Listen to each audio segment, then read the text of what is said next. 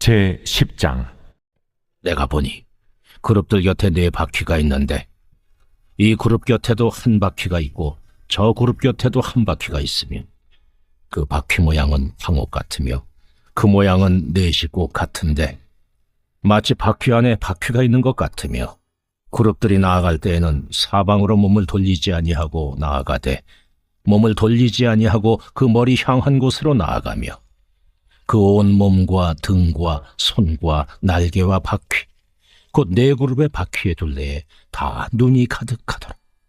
내가 들으니 그 바퀴들을 도는 것이라 부르며 그룹들에게는 각기 네 면이 있는데 첫째 면은 그룹의 얼굴이요 둘째 면은 사람의 얼굴이요 셋째는 사자의 얼굴이요 넷째는 독수리의 얼굴이더라. 그룹들이 올라가니 그들은 내가 그발 강가에서 보던 생물이라. 그룹들이 나아갈 때에는 바퀴도 그 곁에서 나아가고 그룹들이 날개를 들고 땅에서 올라가려 할 때에도 바퀴가 그 곁을 떠나지 아니하며 그들이 서면 이들도 서고 그들이 올라가면 이들도 함께 올라가니 이는 생물의 영이 바퀴 가운데에 있음이더라.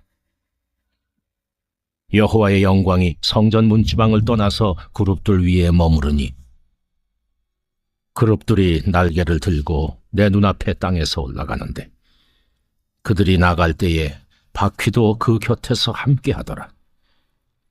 그들이 여호와의 전으로 들어가는 동문에 머물고 이스라엘 하나님의 영광이 그 위에 덮였더라.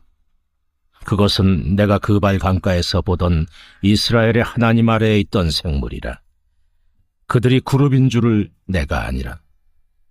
각기 네 얼굴과 네 날개가 있으며 날개 밑에는 사람의 손 형상이 있으니 그 얼굴의 형상은 내가 그발 강가에서 보던 얼굴이며 그 모양과 그 몸도 그러하며 각기 곧게 앞으로 가더라.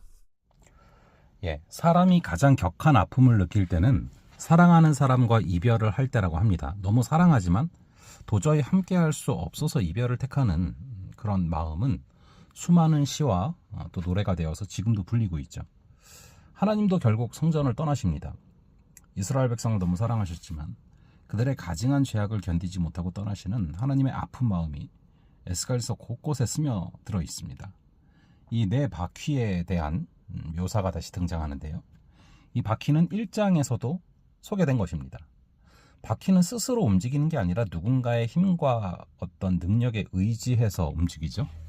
마찬가지로 세상의 모든 역사는 하나님의 뜻과 섭리에 의해서 움직입니다. 겉보기에야 여러 우연과 법칙이 수없이 겹쳐서 진행되는 것처럼 보일 수 있지만 실상 어느 것도 우연히 발생하는 것은 없습니다. 결국 하나님이 선한 일을 행하시고 이루실 것을 믿고 선한 일꾼으로 살아가야 되는 것이죠. 14절에 그룹의 바퀴들 둘레에 눈이 가득합니다. 이는 하나님이 온 세상을 지켜보신다라는 것을 의미합니다.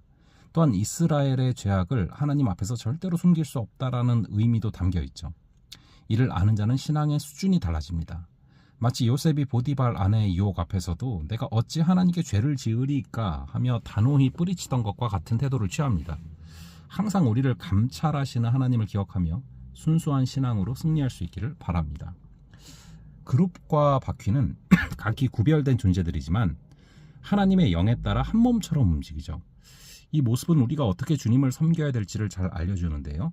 우리도 우리 안에 계신 성령의 인도하심을 따라서 온전히 한 마음으로 하나님을 섬겨야 됩니다. 본래 우리는 죄인들이기 때문에 마귀가 이끄는 대로 살 수밖에 없었지만 하나님이 우리에게 성령을 부어주셔서 하나님의 뜻을 따르게 하셨습니다. 그렇기에 우리는 내주하시는 성령을 의지하며 하나 되어 하나님을 섬기는 공동체가 되어야 할 줄로 믿습니다. 하나님의 영광이 성전을 떠났습니다. 성전 문지방에서 그룹들 위로 다시 성전 바깥 동문으로 이동하죠.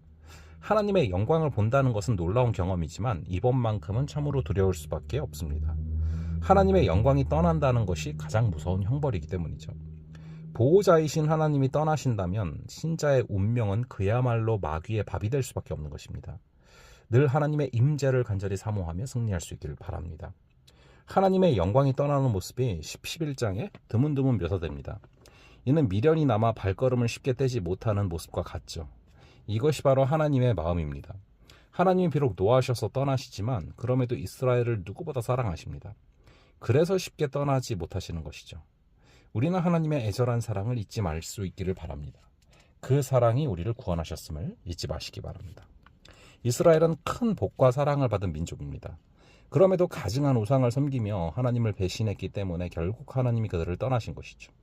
우리는 하나님 나라의 백성이요 이스라엘보다 더 큰 은혜를 입은 자들입니다. 그렇다면 이스라엘의 실패를 교훈 삼아서 마땅히 하나님의 임재를 최우선으로 삼고 살아가야 할 줄로 믿습니다. 우리에게 하나님의 거룩한 영광이 차고 넘치는 역사가 있기를 바랍니다. 잠시 기도하겠습니다. 아버지 하나님, 오늘의 말씀을 통하여서 어떤 것도 우연히 발생하는 것이 없고 하나님의 뜻과 하나님의 인도하심에 따라 벌어지는 것임을 깨닫게 하시니 감사합니다. 우리를 감찰하시는 하나님을 기억하며 우리를 쳐다보시는 하나님을 기억하며 오늘도 승리할 수 있는 역사를 허락하여 주시옵소서.